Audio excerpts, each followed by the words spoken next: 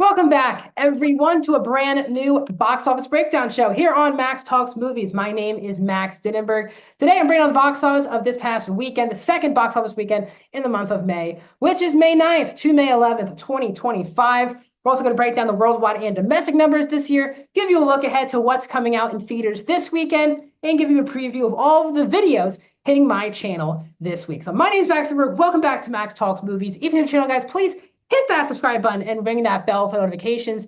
I do this video every single Tuesday. I also do other movie franchise rankings, added theater reaction, as well as my usual movie and TV show reviews. If you like any one of those things, this is the channel for you. Subscribe and ring the bell. Comment down below. What did you see this past weekend in theaters? What are you going to see this upcoming weekend in theaters? Love to hear your guys' theater experiences. I respond to all comments, so please comment down below. And also, guys, please hit that thumbs up button. That's how you help support the channel. So without further ado, let's get into this past weekend's box office domestically, which, as I just said, was May 9th to May 11th, 2025. And starting out number one, not shockingly, not really any competition this weekend. So Thunderbolts, or as they're kind of calling it now, the new Avengers, is in its second weekend. It did drop 56%, 32.3 million. It's up to 127.7 domestically. This sadly is not going to be a big hit for Marvel. I think a lot of people, especially me, who like the movie a lot, this is one of the most strongest critic and audience reviewed Marvel movie. And I think a lot of people, even though it didn't break the bank in its opening weekend, a lot of people did think that with the word of mouth being so strong and even the change to New Avengers, people thought that this would have a ridiculously great second weekend drop. Now, 56 is not awful, but it's not a good enough drop. This movie had around $180 million budget, so its break-even point needs to be around $425 million worldwide. And at this moment, Thunderbolt is sitting at 273. So if it does not get to that mark, Thunderbolts will be the second money loser of the year for the MCU after Captain America: Brave New World. Now, that movie cost a lot more than Thunderbolts. So that was it's going to be really hard for that movie not to be a loss. This movie, I think there were high hopes it could at least get it at 500, hopefully $600 million range.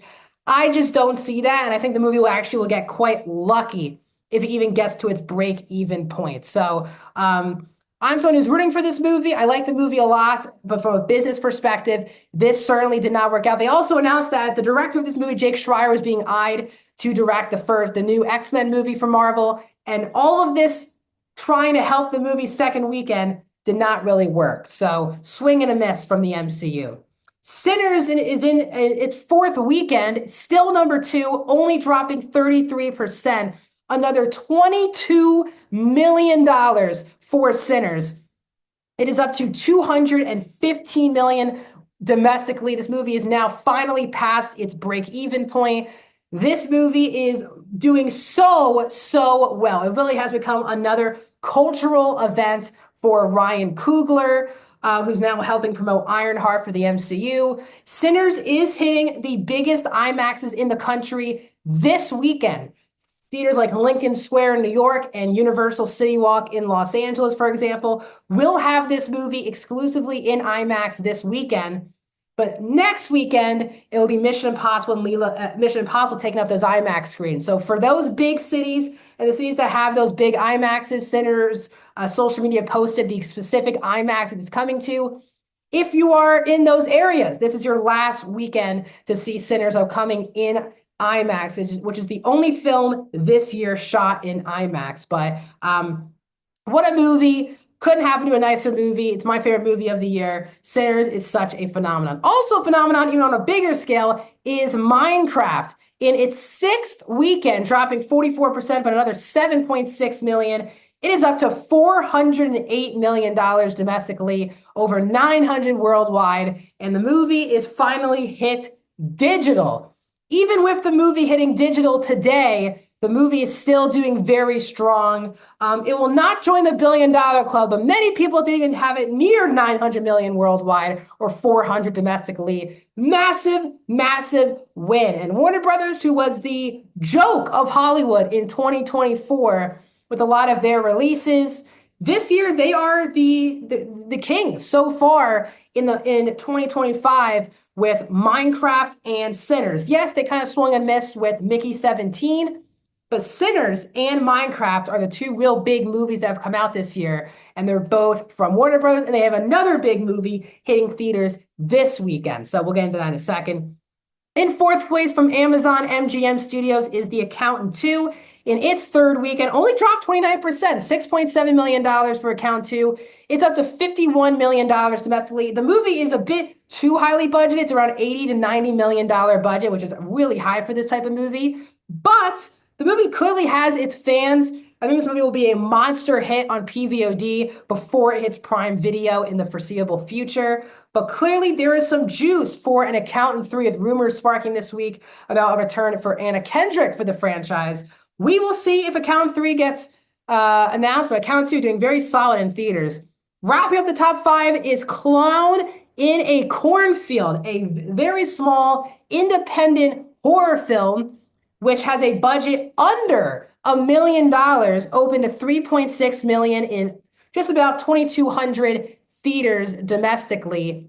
That is another great story. And now you're seeing a lot of indie horror get a lot of chances in the theaters, really because of the Terrifier franchise. That was a franchise where its first two movies were under $1 million.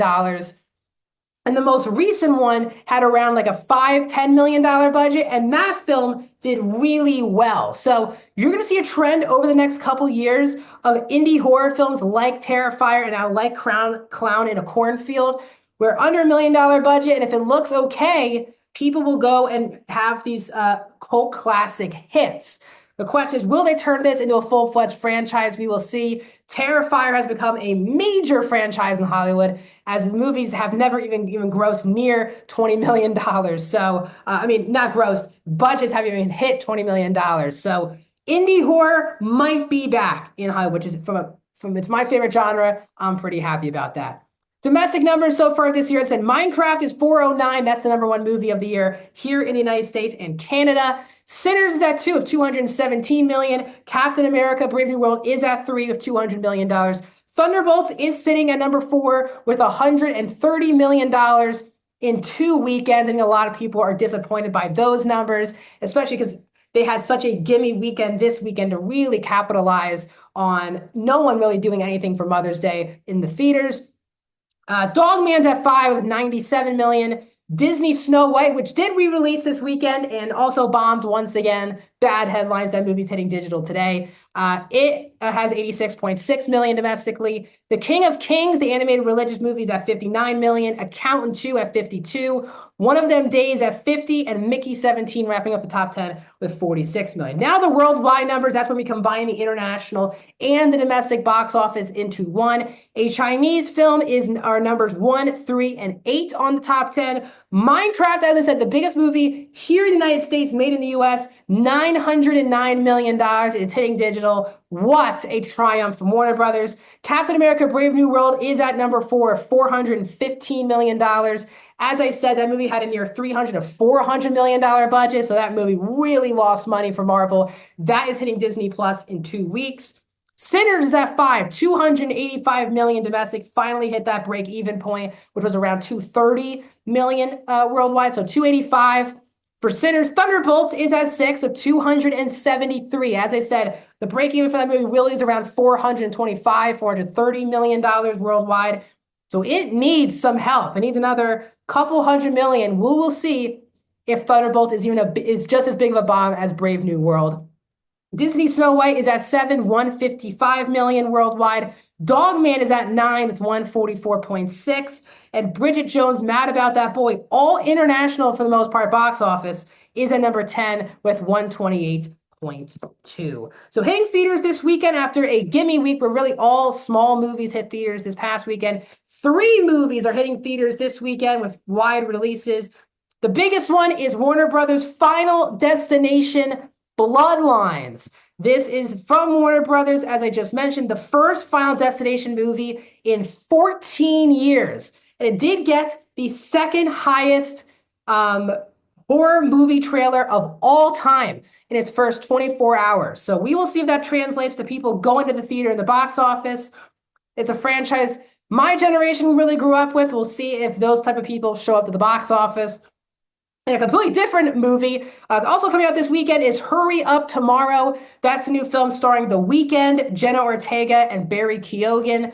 We will see if the star power of Jenna Ortega or even The Weeknd. The Weeknd had a disaster with The Idol on TV. The question is, can he at least draw some people into the theaters? And also hitting theaters is Friendship. That's the new A24 film starring Paul Rudd. I said it was going to hit theaters last week. It did. It only hit 6 theaters. It is winding its release this weekend into theaters. My videos, a lot of videos here on the channel lately. I had my Last of Us review yesterday. I had my review, an out-of-theater reaction of Shadow Force yesterday and today. Sometime this week, either tomorrow or Thursday, I'll get my spoiler review of the final 3 episodes of Andor. You're going to get my movie review, out-of-theater reaction and review, by the way, for Final Destination Bloodlines on Thursday, out-of-theater reaction and review for Hurry Up Tomorrow on Friday. Saturday, you should be getting my franchise ranking for Final Destination. I'm going to rank all 6 Final Destination movies as well, which is very exciting. Monday, I'm seeing Friendship, so I'm going to get my out-of-theater reaction and review for that, as well as my new review of Last of Us. And then back here on Tuesday for another box office breakdown show.